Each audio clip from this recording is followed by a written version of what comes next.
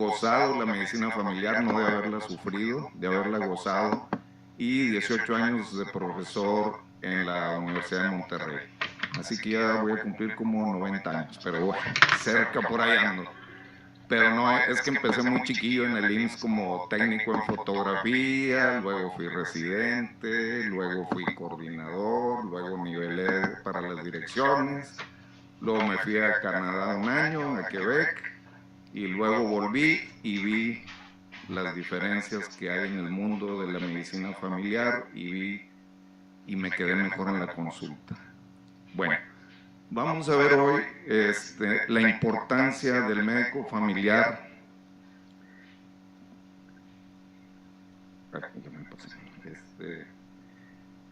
¿Por qué nació la medicina familiar? La medicina familiar, ustedes saben que nace después de la Segunda Guerra Mundial, las guerras siempre producen avances, desgraciadamente producen avances en tecnología y avances en la medicina.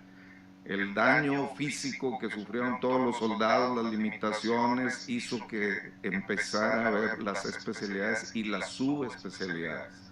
Allá por los años 50, médicos mexicanos que eran médicos generales decían, no, pues yo soy ginecólogo, ¿verdad? O sea, yo me gusta la gine, me voy a dedicar a la gine. Y otro le gustaba la alergia y era alergista y así. De tal manera que fueron disminuyendo los médicos de cabecera, el antiguo médico de familia.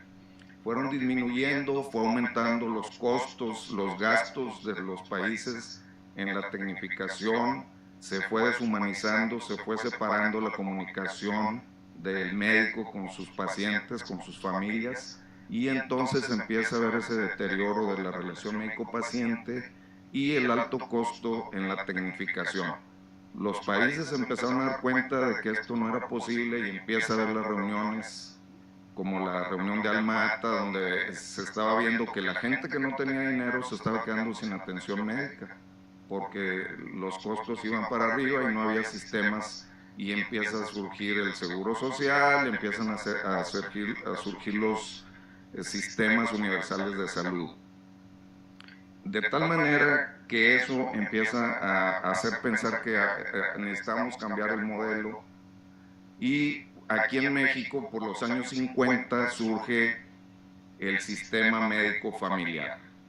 El sistema médico familiar no era otra cosa que haberle puesto el nombre de médico familiar, pero no eran médicos familiares, o sea, eran médicos generales que veían adultos y en el IMSS, por ejemplo, y médicos pediatras o médicos generales que les gustaban ver niños y veían puros niños.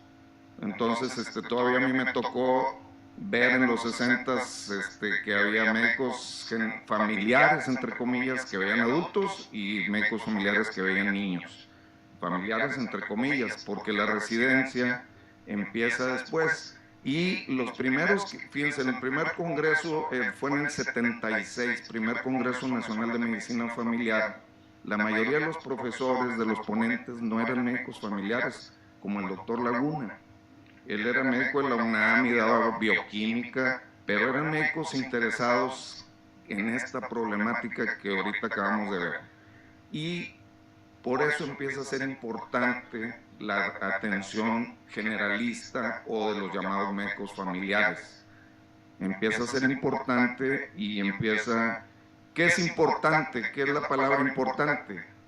Importante quiere decir lo que uno porta, ¿verdad? Los valores que uno porta. Y para ser importante, pues tienes que valer más. Pues entre más valgas, eres más importante. Y vales más porque sabes más, y vales más porque sabes hacer más. Yo siempre les recomiendo, jóvenes médicos, que cuando vayan a una sesión así como esta, digan, a ver, ¿qué voy a aprender de aquí de la hora o la media hora que va a hablar Cuellar aquí?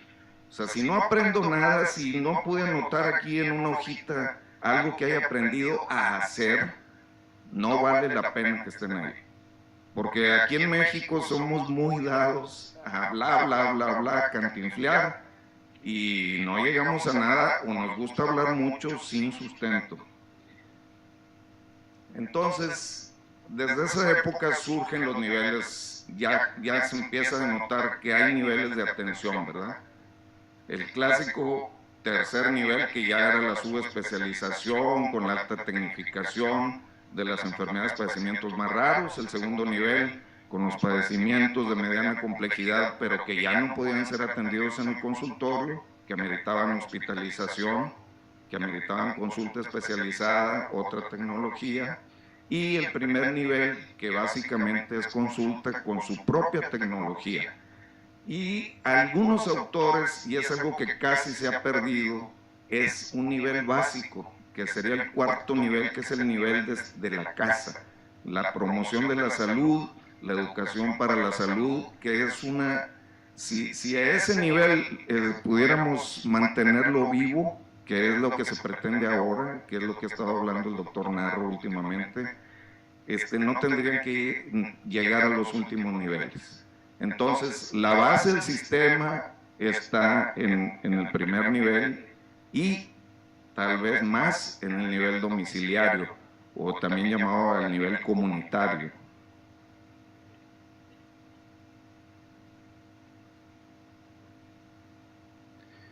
El doctor Laguna proponía de ese artículo que escribió, que luego salió en el boletín del IMSS, perdón, es que antes no se llamaba revista, era el boletín del IMSS y se editaba cada mes o cada 2 meses, surge este artículo y él proponía algo que hemos perdido, es eso que está en amarillo, de buscar, ¿verdad?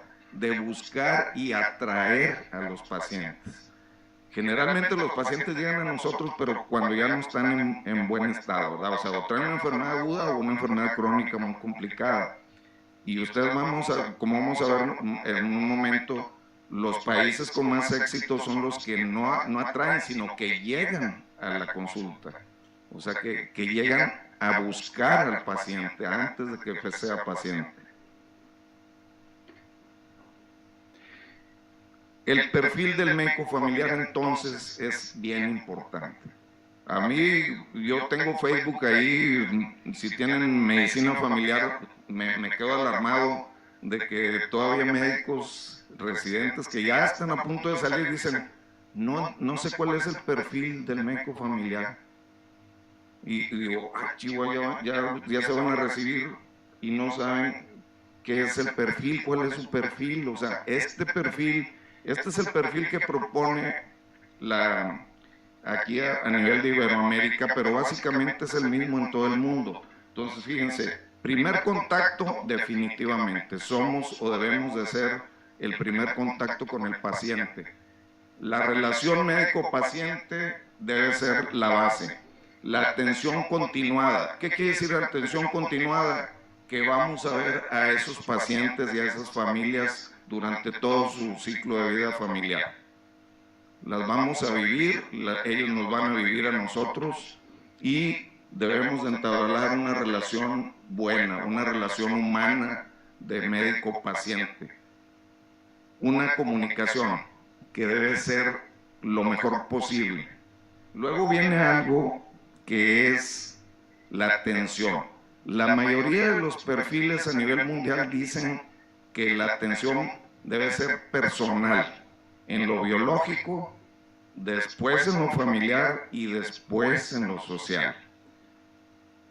Ustedes me dicen, ¿qué especialidad se mete en lo familiar? Casi ninguna, o sea, tal vez nosotros.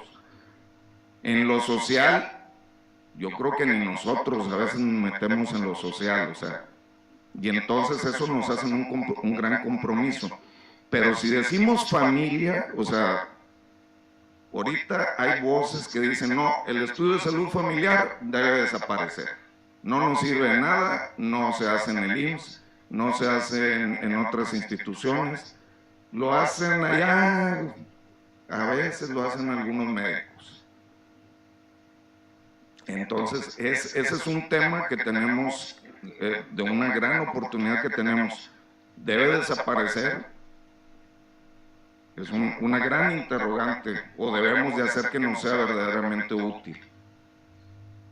Luego tenemos el abordaje integral, ¿verdad? El abordaje integral habla de que vamos a conocer a nuestros pacientes.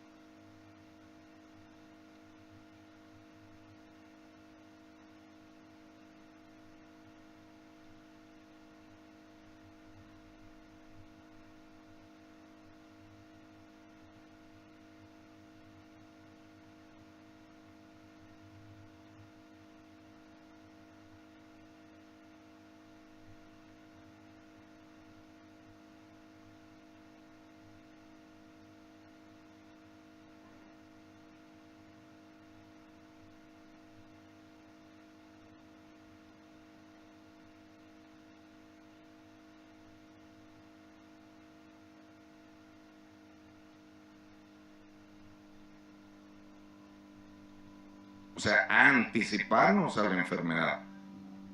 No tampoco, el riesgo tampoco es una detección oportuna, eso es otra cosa, eso es prevención. O sea, el anticiparnos al riesgo es poder analizar al paciente primero individual y luego tal vez a la familia y los problemas que puedan estar contribuyendo socialmente. Que tengamos el enfoque preventivo está implícito en lo que estamos hablando. Que podamos resolver el 80 o 90% de los pacientes que atendamos de sus problemas. 80 o 90, o sea, 9 de cada 10, 8 de cada 10, 1 o 2 debemos de pasar a otro nivel.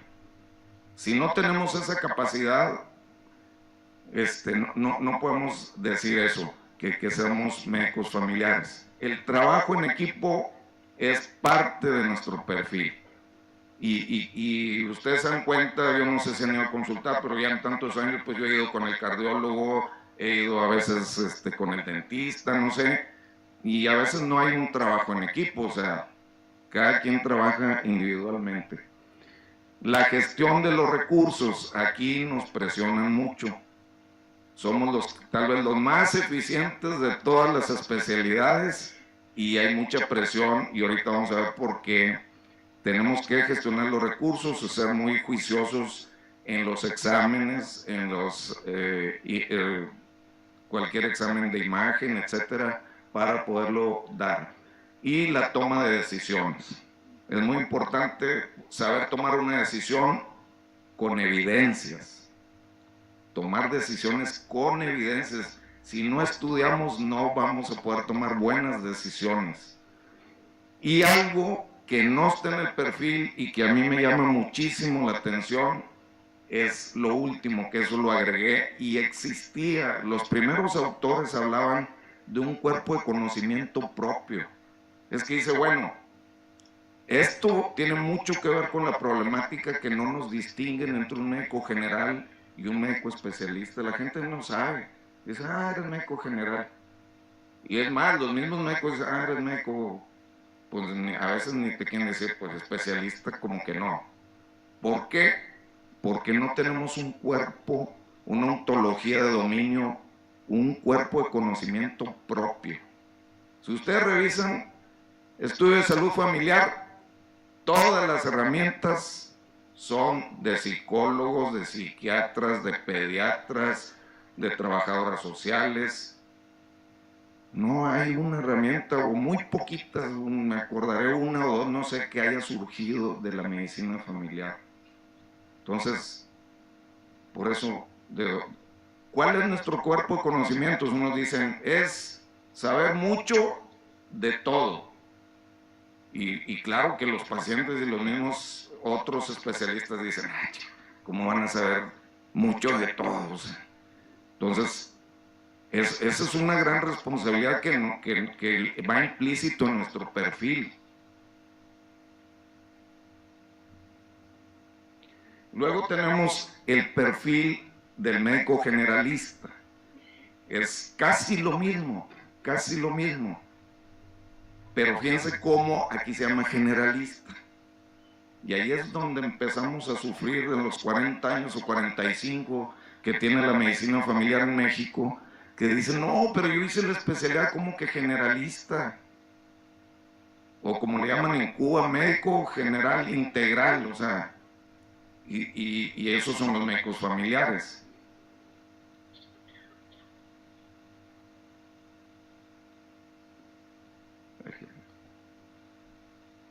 ¿Somos importantes o no somos importantes? Esto es ya aquí a nivel local en México, a nivel de IMSS. La cantidad de consultas reportadas, ahí está, 67%, números redondos, son de medicina familiar, 20 y tantos de especialidades, de otras especialidades, y digo 16 y 16, o sea, casi 17 y 17 entre consultas de urgencias y de otras especialidades. Esa parte verdosa, que son las especialidades de segundo y tercer nivel, las consultas, pues se supone que son pacientes que nosotros enviamos para allá. Sería bueno saber cuáles son de primera vez y cuáles son subsecuentes. Pero pero eso habla de que todos nosotros abarcamos todo ese número de consultas. Entonces, sí somos importantes, o sea, la atención que damos y que evitamos que lleguen los costos a los otros niveles es muy significativa.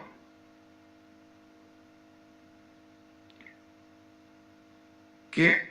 Digo, bueno, si somos tan importantes, hemos crecido, y aquí está el número de unidades de medicina familiar que existen en estos 5 años, como el 2005 había 978 y en el 2015 1119, mientras que hospitales de segundo y tercer nivel crecieron poquito.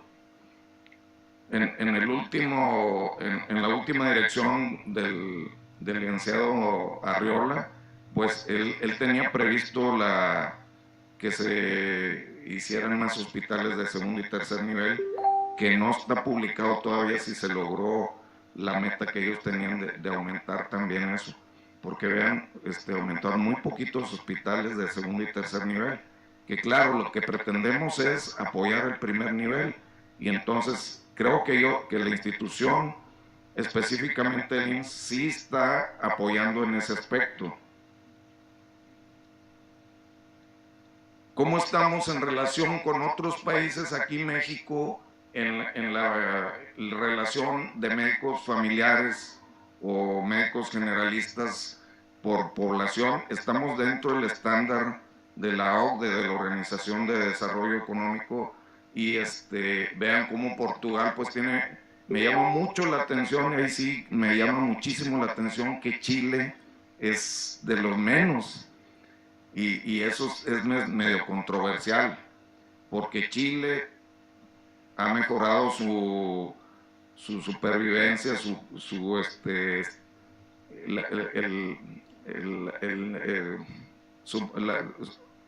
o sea, 80 años ha subido ya la edad de que viven los chilenos. Nosotros andamos en 70 y tantos, entonces como que, o sea, hay muchos médicos, pero no estamos cumpliendo cuando menos con esa meta. Claro, hay que ver la calidad de vida, ¿verdad? Médicos familiares, aquí es donde empiezan las situaciones así media serias. Fíjense la cantidad de médicos familiares que somos, o se calcula en México en este artículo, 39,000 médicos familiares. Algunos dicen que 30,000, bueno, por ahí andamos.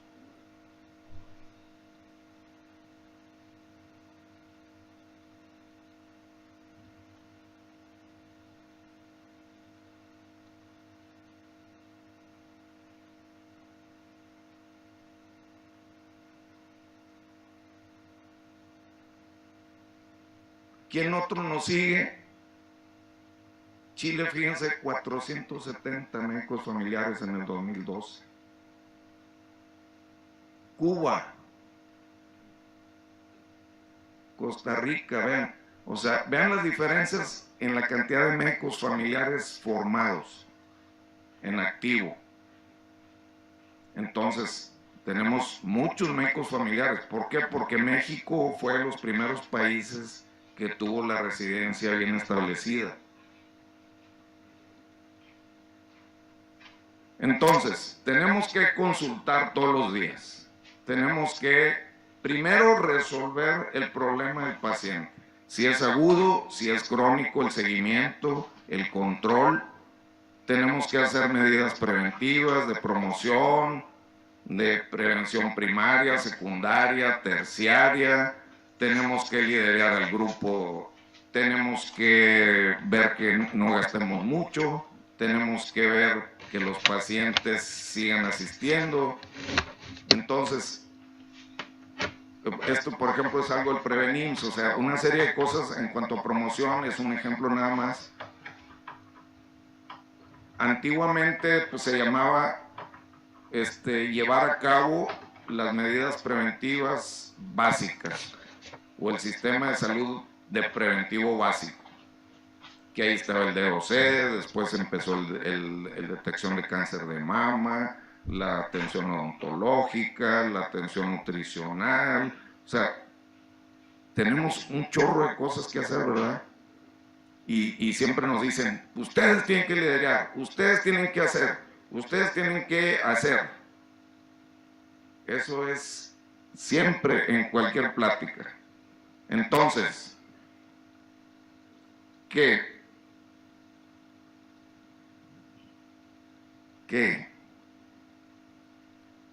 Superman, super niña, ahora son más super niñas, ¿verdad?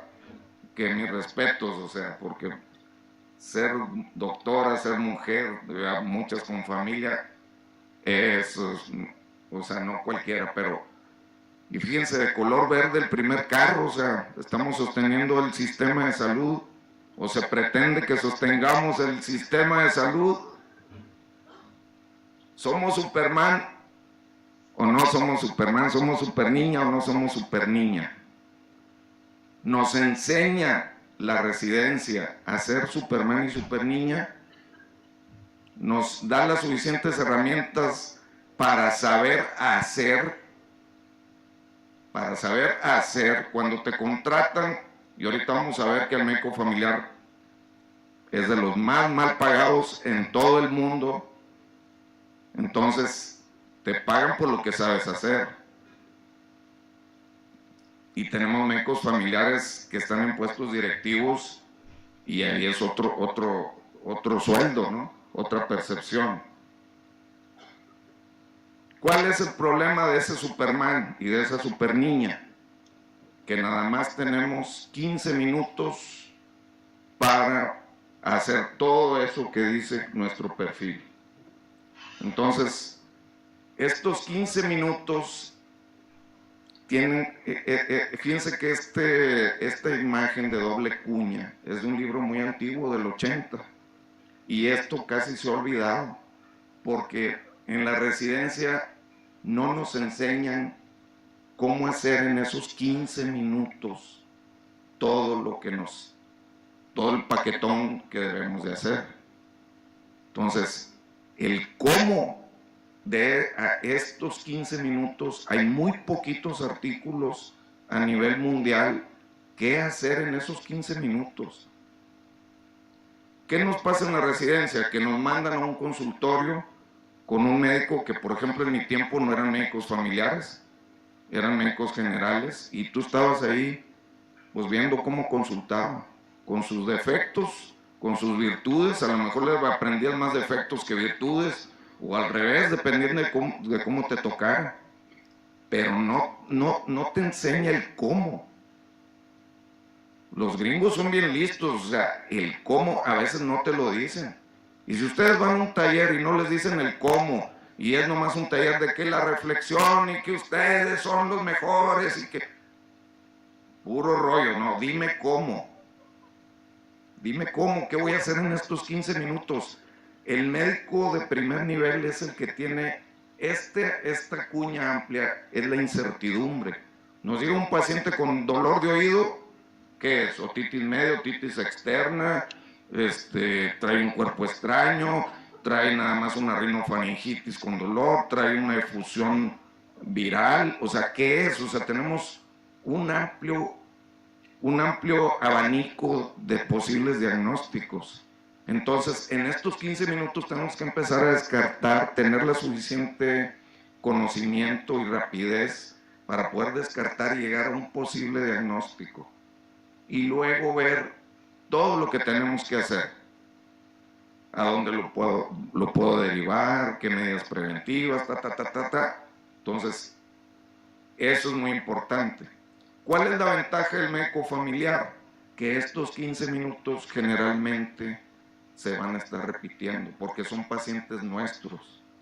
Y si el paciente es subsecuente, bueno, pues don Juanito ya sé que es diabético, ya sé que está con problema metabólico, ya sé que si le duele el oído, aguas, porque puede tener una infección que como ayer que veían tuberculosis, o sea, ya esa es una ventaja que tenemos el médico de primer nivel, que conocemos muy bien a nuestros pacientes. El problema son con los pacientes de primera vez. Entonces, ¿cómo hacerlo? Es un reto que tenemos.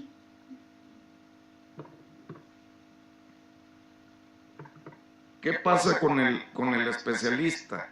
El especialista tiene más tiempo y ya viene con una reducción del posible diagnóstico. Entonces el especialista dice, no, pues ya me lo mandaron porque trae una otitis crónica, supurada, con perforación que ya tiene meses. Entonces ya su rango de incertidumbre es mucho menor. Él lo va a ver un tiempo a lo mejor más largo, pero ya su manejo va a ser mucho más reducido porque ya sabe lo que hay que hacer en ese preciso diagnóstico. Entonces, y él probablemente este tiempo no lo vaya a repetir más que 1 o 2 consultas.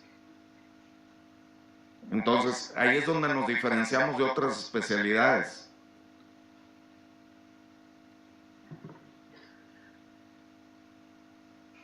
El equipo de salud no debemos de olvidarnos de él, ¿verdad? O sea, en esos 15 minutos tenemos de tener en mente quién nos puede apoyar.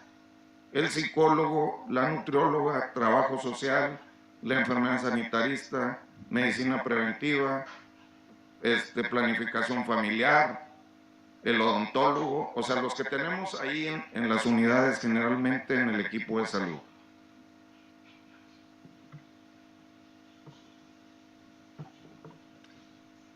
Otra cosa que veo siempre es que nos explota el IMSS o el ISSSTE. ¿Por qué nos explota? Es que nos ponen muchos pacientes. Así está en todo el mundo. Así está en todo el mundo. O sea, eso escogimos. Somos médicos de primer nivel y vamos a resolver en 10 minutos, en 15 minutos. El que más tiene es Suiza y Suecia, 20 minutos. ¿Y saben por qué tienen 20 minutos? Porque tienen una enfermera generalista, una enfermera que actúa como tamizaje y que de la enfermera ve que es un resfriado, ella lo despacha el resfriado. Entonces esos pacientes no llegan al médico general. Y disculpen que diga médico general, porque desgraciadamente en el mundo la mitad, casi toda Europa, son médicos generalistas, no médicos familiares. Toda América somos médicos familiares. ¿Por qué? Porque el primero que surgió fue Canadá y le puso un family physician o médecin de famille, o sea, médico familiar, aunque no vean familia, ni sepan analizar a la familia. Pero así le pusieron porque le dieron una población cerrada para ciertos médicos. Hay muchos artículos. Ahorita en Inglaterra están luchando por aumentar de 10 a 15 minutos. Pero yo estuve aquí en Monterrey en una clínica donde éramos cada 10 minutos. O sea, veíamos 6 por hora. Consultábamos 6 por hora. Entonces, el reto, por eso les digo, está en regresarnos a que nuestra residencia nos enseñe cómo administrar el tiempo. Ustedes pueden leer libros de medicina familiar, hay uno donde se escribe eso, la calidad de la atención y la administración del tiempo, pero no te dice, o sea, sí, administran el tiempo, pero ¿cómo? Ahí ya, puro rollo, pura teoría. Entonces ya no te dice cómo, o sea, entonces ahí...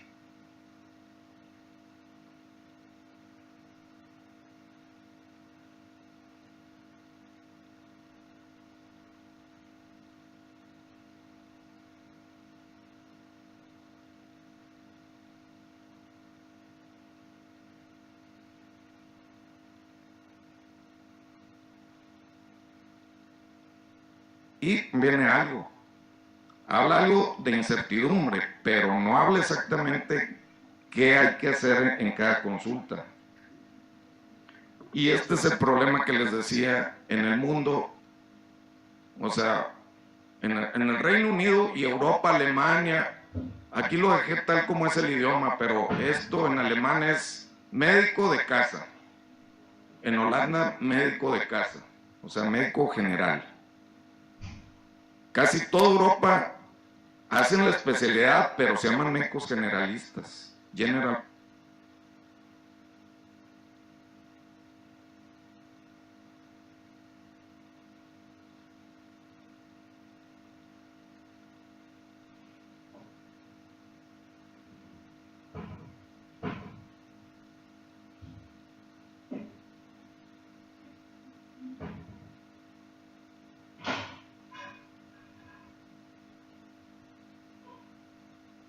practice o practitioner, o sea, son médicos generales.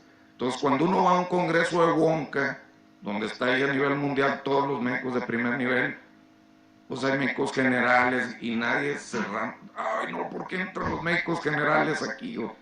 Porque en realidad ellos ya llevaron 8 años, pero hacen 4 años de medicina o 3 años de medicina. Entonces, ¿cuándo surgió la medicina familiar? Prácticamente de los primeros países aquí en América fue Canadá. En Europa, Inglaterra tal vez.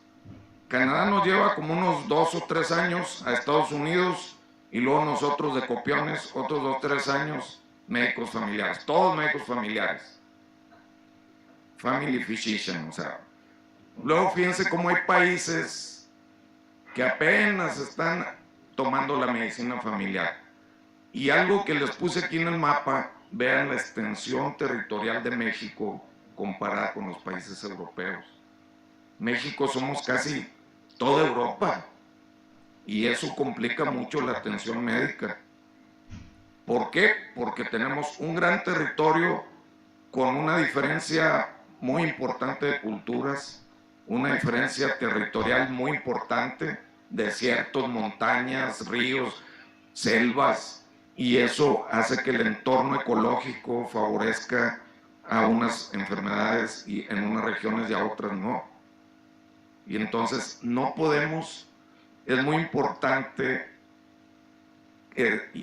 individualizar el aprendizaje o el currículum de cada residencia, porque acá no vemos paludismo, pero tenemos que saber paludismo los que estén en el sur. Oncocercosis, que ya está controlada, pues acá no veíamos oncocercosis, pero allá sí. La cultura, ustedes saben que en el área maya, en el área yucateca, los pacientes no aguantan estar internados en la cama. Entonces hay hospitales con hamacas, clínicas con hamacas. Entonces todos esos cambios culturales se tienen que respetar y tenemos que preservar la cultura de estas personas.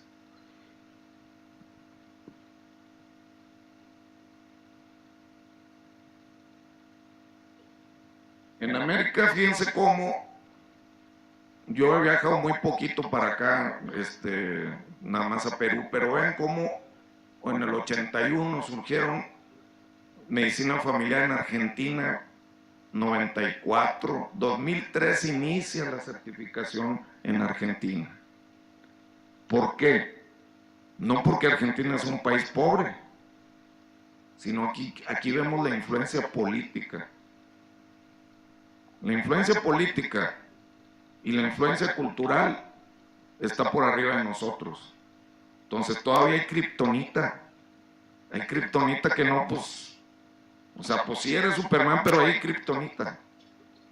Si el sistema de salud no te permite hacer lo que debemos hacer, no está eso en nuestras manos, está en las mentes brillantes que lleguen arriba y que digan, oye, ¿por qué no obligamos a que se certifiquen? ¿Por qué no obligamos a que hagan estudios de salud familiar cuando hay que hacerlo? Porque no es obligatorio hacerlo en todos los pacientes. Entonces, esa kriptonita no está en nuestras manos eliminarla.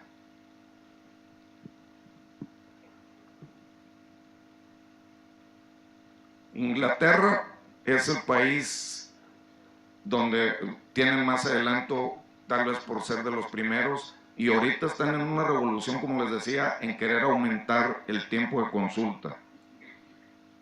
El General Practice consultan en 8, hay rango entre 6 y 10 minutos, igual que nosotros. En Holanda es uno de los países más avanzados, pero es un país chiquitito. Holanda, si tú llegas a Holanda, te tienes que inscribir con un médico general, o sea, con tu médico de casa. Te registras con el que tú quieras, es libre y los médicos atienden en esos horarios, generalmente están disponibles, pero fíjense lo que les recomiendan, o sea, esta es una recomendación. dice, son 10 minutos, así que sea sucinto con sus... No le eche rollo al doctor porque no hay tanto tiempo, ¿verdad? Entonces aquí es igual, y hay gente que nomás va para platicarte y la tienes que escuchar. Entonces vean la problemática a nivel mundial y cómo es muy parecida. También les echan carrilla a los holandeses. Los chinos, el país gigante, están apenas 2009 tenían 123,000 mecos familiares, que para la cantidad de población, los millones que tiene de población, no es nada. Fíjense lo que pasa con los chinos, no quieren ser mecos familiares, igual que en Estados Unidos. No quieren ser médicos familiares porque ganan bien poquito, terminan la residencia y no los contratan, porque contratan a otros que ellos mismos preparan de otra manera. Y aquí, si nos salimos de la institución, ¿quién te contrata? Las similares, del ahorro, o sea, ¿cuánto te pagan? O sea, por eso es yo digo, los que somos médicos familiares tenemos que tener mucha vocación y mucho gusto por la atención primaria. No podemos estar que, ay, me están explotando, me están matando, Entonces, nosotros lo escogimos.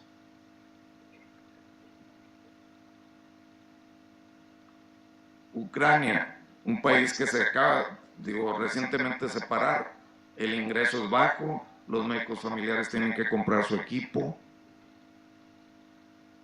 el Bauma, el Esteto, todo lo que vayan a utilizar lo tienen que comprar ellos.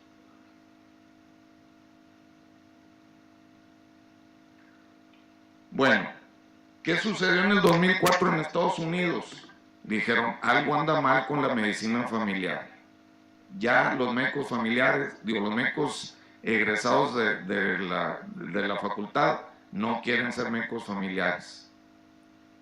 ¿Por qué? Casi por las mismas razones que los chinos, porque son los médicos que menos ganan, o de los que menos ganan, porque hay otros que también. Entonces se empezaron a reunir todas estas instituciones, consejo, colegios, la Sociedad de Médicos de Profesores de Medicina Familiar, el BOR, que es más o menos equivalente. Todas estas instituciones se unieron para aportar opiniones y hacer encuestas a los pacientes, que ellos le llaman clientes, hacer encuestas con los médicos familiares, con los médicos residentes. ¿Por qué? Porque estaban en una crisis. Y la meta es a 10 años. ¿Qué encontraron ellos en ese momento? Encontraron todos estos problemas. Que el médico familiar, los pacientes consideran que no tiene el suficiente nivel de conocimientos. La disminución en el número, las consultas disminuyendo. ¿Por qué? Porque los gringos, ustedes saben que su sistema, hasta que no entró el Obamacare, es de seguros. Entonces dicen, no, ¿para qué voy con un médico de primer nivel? Que me consulte el internista, o a mi niño que lo consulte el pediatra. Cosa que en Holanda no te permiten. En Holanda es primero con su médico y luego ya veremos si su médico lo pasa. Entonces empezó todo esto, el ingreso económico, grave. ¿Es un médico especialista o es un médico generalista? Porque nosotros somos aferrados a que somos especialistas, pero nadie nos puede decir el cuerpo de conocimientos. Por eso la gente no sabe. Dice, bueno, ¿tú en qué eres experto? Pues en todo. Entonces dice, no, el ginecólogo, pues ya sabemos, el pediatra, los niños. O sea, las otras especialidades se distinguen muy claramente su cuerpo de conocimientos. Entonces, por eso en Europa se mantiene el nombre de médico generalista. Y luego esto, o sea, para ingresar a la residencia, a los internistas 88.9, a los cirujanos 88.9, el médico familiar este es del 17, 81.5. Somos de los más bajos, hay otros más bajos todavía, pero muy poquitos. Cada semestre le digo yo a mis alumnos, a ver, fulanito, ¿tú qué quieres ser? Cirujano plástico, tú, traumatólogo, tú, pediatra, tú, oncólogo, tú. Uno a veces me dice médico familiar. En un año, 1 o 2. Todos los demás quieren otras especialidades.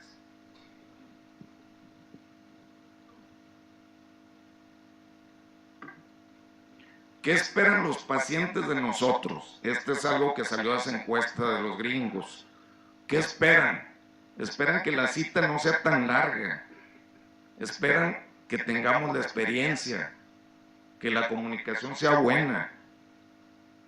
Yo ahí en mi clínica había doctoras con un carácter, hijo, una cara, hágase para allá, no acerque la silla, o sea, pues el paciente, todos los pobrecitos que les tocaba ahí a fuerza porque no se podían cambiar, pues la sufrían. No, pues la doctora todo dar tenía 10, 12. Entonces, ¿y cuál es el problema? Que el sueldo es igual que el otro, que es un buen médico familiar.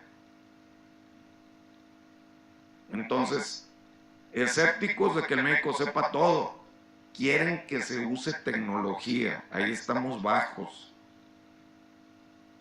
Si queremos atender la gente en 15 minutos bien, con excelencia, pues de perdió un termómetro electrónico rápido que te lo tome, no con uno de mercurio ahí 2 minutos, pues ya se te fueron. Ahora los baumas, pues ya salió el bauma sin tripas, ¿verdad? Bluetooth a tu iPhone.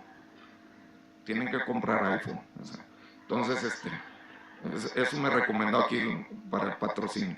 No, entonces ya viene el esteto con pantalla, o sea, esa tecnología de primer nivel, la institución debe invertirla porque nos va a hacer más eficientes.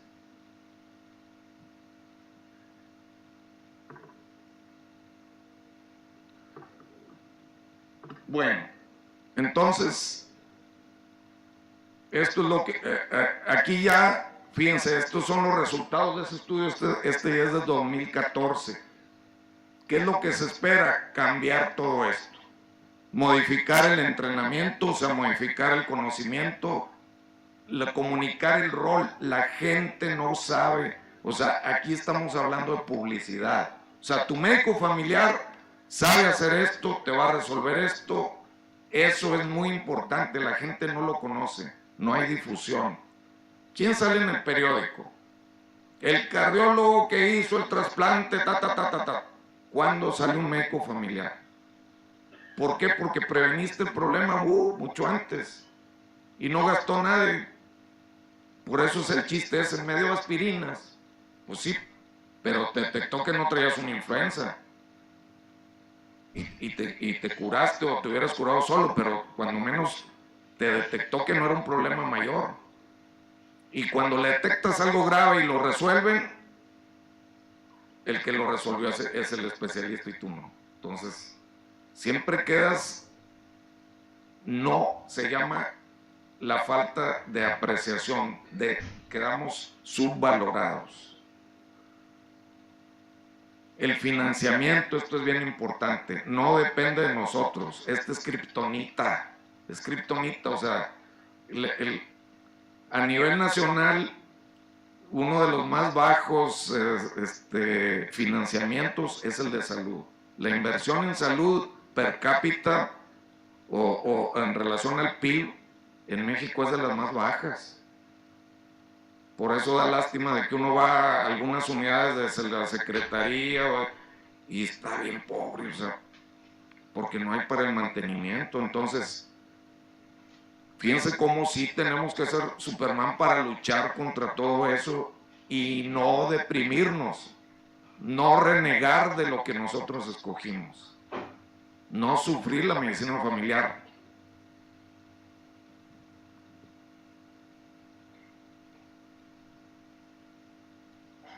Oportunidades. ¿Qué oportunidades en este artículo y en el anterior? Nuestro dominio está en primer nivel. Nuestro dominio está en la atención de consulta. No vienen cosas muy buenas para nosotros, o sea, depende quién vaya a cambiar, pero ¿qué tiene que pasar en México? El sistema universal de salud. ¿Por qué? Porque tenemos fragmentado nuestro sistema, o sea, nos queremos parecer a los gringos de que los más ricos tienen su seguro de gastos médicos mayores. Entonces, ellos pueden ir, no, que médico familiar, no voy directo con el mero mero, de Houston, de Dallas, o sea, entonces, nuestro sistema está muy fragmentado. ¿Cuántos millones de mexicanos tienen IMSS? ¿Y cuántos no tienen? La mayoría. Ahora con el seguro popular se les ha cubierto, digamos, que las enfermedades más catastróficas, pero otras no. Entonces el futuro es que viene el sistema universal de salud. Y yo digo, los médicos familiares del IMSS nos van a dejar con nuestras percepciones, y a los de la Secretaría y el ISSSTE, que siempre están más abajo, los van a subir igual que nosotros. Yo digo, no, a mí se me hace que nos van a bajar como a los del ISSSTE o al... Entonces ese es el temor. Por eso, médicos, no se duerman. Hay que poner consulta, hay que hacer cosas extra institucionales para poder superarnos y mejorar el nivel de vida. A veces hay que gastar. Yo me compraba mi termómetro digital. Ya salió esta cosa que es más rápido, órale. Ahorita ya compré ese que ya no usa tripas, no, pues a todo dar, y el paciente se queda, ay, este doctor está bien moderno. Me pone el brazalete y ya se siente y se infla y todo, y ya tiene acá el registro, que es algo de lo que hablaba ayer la doctora Garza Sagasti, o sea, utilizar las tecnologías en beneficio de nosotros y de nuestros pacientes.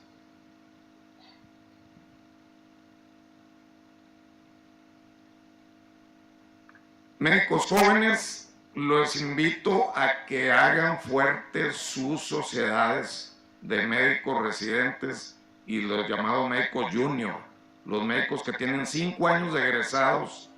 En Europa, el grupo Vasco da Gama, que equivale a Meyali, son los médicos jóvenes, y fíjense en todo lo que hacen. O sea, hay un intercambio. Claro, a ellos es muy fácil porque Europa pues ahí está cerquita, agarran el tren y hay intercambio, y eso es de mucho aprendizaje. La investigación, los premios.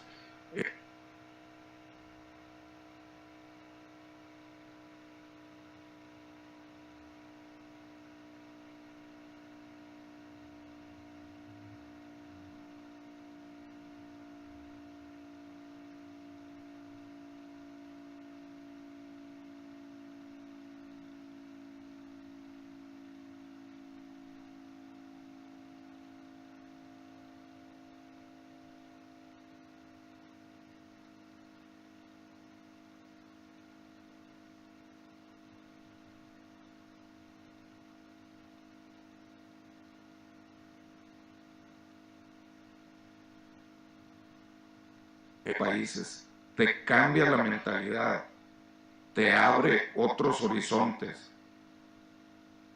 Cuando yo estaba más chavo dije, tengo que ir al primer mundial de medicina familiar. Carísimo, dije, ahorrar, no caer en la mediocridad. Yo veía compañeros que jamás fueron a un congreso nacional, que menos a uno regional, o sea, se quedaron con lo que dizque aprendieron. Entonces, pues ¿cómo quieres que te aprecien los pacientes y te distingan si tú no haces nada por distinguirte? Entonces, esta es una gran oportunidad. Refuercen a Meyali, inscríbanse a Meyali, háganse fuertes. no pongan cosas en el Face que me da... paciente con cefalea y que le duele no sé qué y que... es que su esposo hace 2 semanas descubrió que tenía un amante y luego lo empiezan, tratamiento paroxetina, no, es un duelo, no, es una depresión y nadie pone, oye, a ver, ¿cuáles son? Dime los criterios de depresión para decir que la paciente está en depresión, o dime los criterios de duelo para decir que está en duelo. No, se agarran a escribir y escriben y dices tú, ay, o sea, no puedes escribir. Si van a una plática y no hay una... Aquí, ¿de dónde está eso? Puede ser puro rollo, pueden ser puras mentiras. Entonces, primero hay que ser médicos fregones, perruchos, como decía el ingeniero Canales. Tienes que ser perro. O león, digo, porque el león se va a comer todos los borregos que hacen lo mismo, que no salen de lo mismo. Y ahorita hay leones en la medicina familiar. Ustedes saben, Ginequito, el médico, el director médico de Ginequito es médico familiar. Egresado del IMSS, egresado de la UDEM, Miguel Sáenz. La doctora Florestela Salgado, que fue una de las organizadoras de uno de estos eventos, es ahora directora, no sé si administrativo médica de Hospitaria. Entonces, el área administrativa que vemos en la residencia nos sirve para ocupar puestos administrativos. Pero una vez que estemos ahí, oye, pues ya tengo poder sobre esta kriptonita, elimínala. Bueno, creo que ya llegué a mi tiempo y hay 2 puntos que tenemos que ver. Investigar. No nos dan tiempo para investigar, pero si no generamos investigación, no vamos a hacer un cuerpo propio de conocimientos. Y el otro punto, educación continua, que es el tema que sigue. Si no estamos educándonos continuamente, no vamos a lograr metas grandes. Mi mayor felicitación de que hayan escogido esta especialidad. Muchas gracias.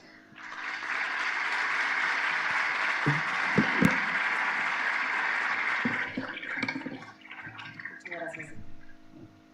¿Alguien tiene alguna pregunta?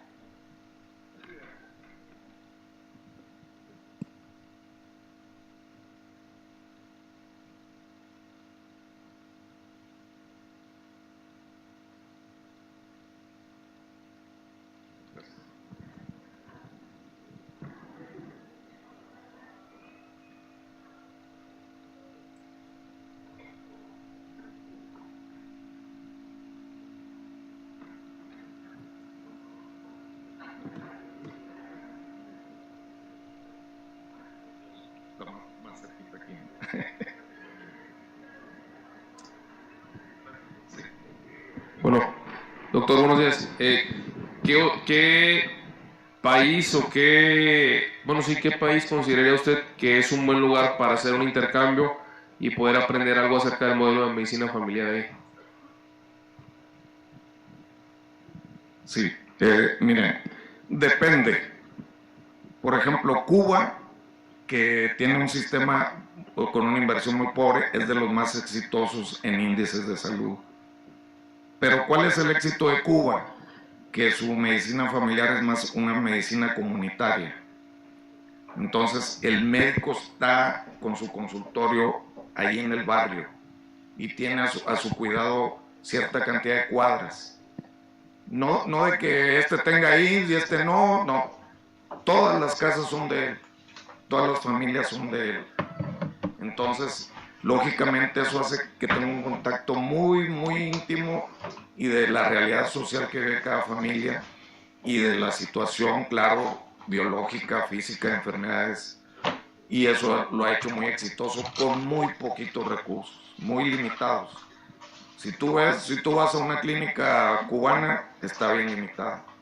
Ahora, si por ejemplo, Alemania, o sea, tienen otro nivel, pero gastan más en medicina, ya depende el visitar. Yo visitaría uno y otro para ver los contrastes. por ejemplo, cuando yo estuve en Quebec, pues los médicos eran, o era solo en su consultorio, pero el médico pedía un voucher. Entonces, consulta. Una sutura. Entonces, iban acumulando los vouchers y luego el gobierno decía, a ver, en base a lo que hiciste te voy a pagar. No era un pago así de que hagas mal o hagas bien, vas a recibir lo mismo, no. Trabajas más, tienes mejor tu consultorio, yo lo equipo, yo lo tengo bonito, trato bien a la gente, tengo más pacientes, gano más. Entonces es otro estilo. Entonces la cultura es muy diferente. Por ejemplo, aquí en México, en Canadá, llegaba la paciente que la iban a explorar desnuda, subía a la cama. Aquí no, aquí hay mucho pudor. En España está así mediano. A mí me tocó rotar en España, de estar de visita en el Hospital La Paz, en Madrid, y la paciente, la señora con el hijo, y traía un tumor de mama. A ver, descubras el bulto. Sacaba el pecho ahí enfrente del hijo como si nada. O sea, la cultura influye, o sea, vale la pena conocerlo. Lo que puedas ir fuera, vale la pena conocerlo. Y tomar lo bueno que podamos aplicar acá.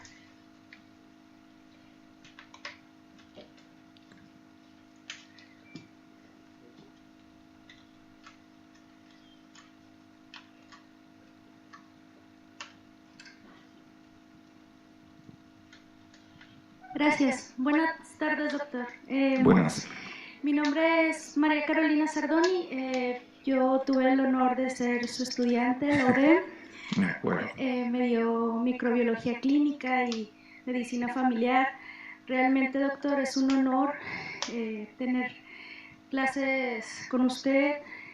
Recuerdo sus clases, sus diapositivas, siempre llena de conocimientos muy prácticos. Usted realmente es una persona que inspira. Gracias. Y yo creo que fue mi inspiración para decidir familiar. Y me encantó. Gracias.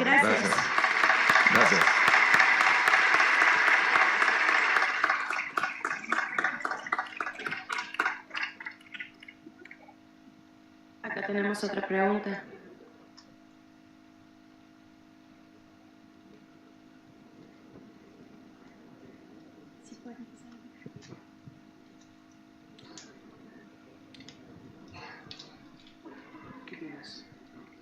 Hola, buenas tardes. Buenas Felicidades tardes. por la presentación y gracias por Gracias. el conocimiento. Definitivamente es inspirador tanta Gracias. trayectoria. En la comunidad médica, ¿cómo se dice?, particular, ¿cómo se distinguiría un médico familiarista, o sea, especialista en medicina familiar, a un médico general que ahorita ya no hay ningún problema en que pongan medicina familiar y aunque el médico no tenga una especialidad realmente? Entonces mi pregunta es, ¿qué es lo que distinguiría al médico especialista? A ver, yo quiero que ustedes colaboren con esa respuesta. ¿Qué nos debe distinguir de un médico general? ¿Qué nos debe distinguir? Si parece que el cuerpo de conocimientos es el mismo. Lo que más nos difiere es familia, ¿sí? Que tiene el título y la cédula nada más, y eso la gente no te lo va a reconocer, o sea, por eso nuestro nivel debe ser muy bueno, primero como médico, o sea, antes de andar buscando que saber familia, que primero tenemos que ser médicos bien fregones, y para ser médicos bien fregones hay que estudiar, no conformarnos con lo que nos digan, estudiar, y estudiar significa no leer, estudiar. Yo cada vez que empiezo con una de estas pláticas, ay Dios santo, y digo una y otra. Entonces estás estudia y aprendes mucho. Pero no se vale que no dominemos diabetes mellitus. No se vale que no sepamos tomar la presión arterial, que a veces ni los cardiólogos la saben tomar. Entonces, tenemos que dominar los ADA al 100%, el ADA del 2017, tenemos que dominar el JNS 8, el 7 y el 6, porque el JNS 8 de hipertensión te dice un poco de lo que ya se pusieron de acuerdo, pero muchas de las bases están en el JNS 6. Entonces, lo primero es que digan, oye, es que este es médico familiar, pues este sí me resuelve el problema, y este es médico general, no me lo resuelve. Y aparte él ya se dio cuenta que mi cefalea tiene que ver por los problemas que tengo en la casa. Y me va a ayudar a resolverlos, no que él me lo resuelva. No somos terapeutas, pero me va a ayudar a resolverlos. O ya se dio cuenta que está más allá que la familia, que el conflicto es laboral, o sea, ya se sale a lo social. Eso no, jamás lo va a percibir el médico general. El médico familiar sí va a decir, oye, tu niño está teniendo este problema de enuresis porque trae un fracaso escolar. O sea, ya hay una trascendencia social. Y ese fracaso escolar tiene relación con esta enuresis, y esta enuresis tiene relación con el conflicto que traes tú con tu pareja o con tu esposo. Entonces, toda esa relación no la puede hacer el médico general. Pero la gente tiene que darse cuenta que nosotros sí lo podemos hacer, y que digan, oye, este es médico familiar. Y claro, ¿por qué no? Como decían, hay que lucir ahí en nuestro consultorio nuestro título y nuestra certificación. Hay que ponerle en el consultorio del IMSS, aunque no nos la pidan. Porque lo primero que hacen a nivel particular los pacientes, se sientan ahí y ahí están todos los títulos y cursos y fellow que tiene. Y acá no entras y el consultorio está pelón.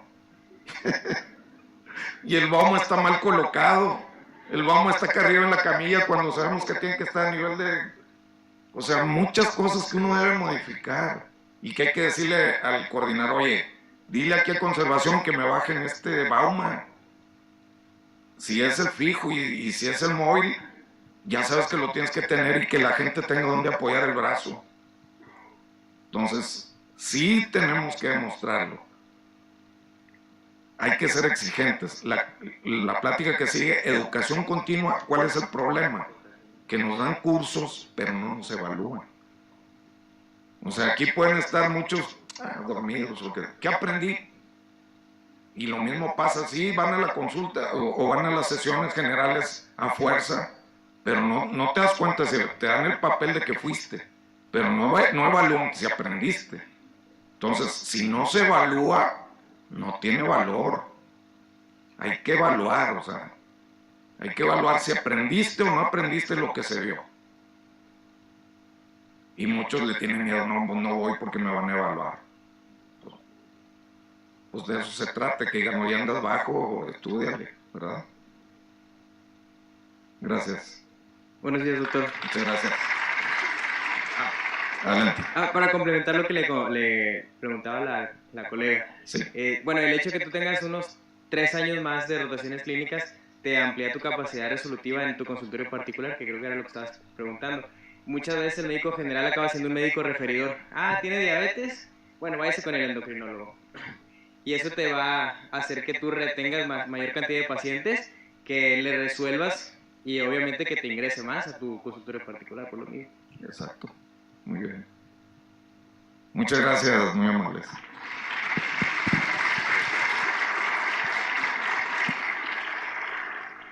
Muchísimas gracias, doctor Alfredo Bernardo Cuellar Valle.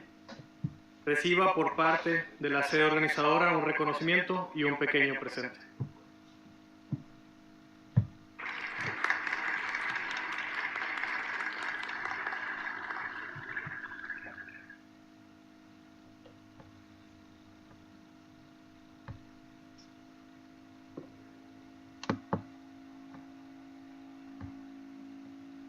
La educación no cambia el mundo, cambia a las personas que van a cambiar.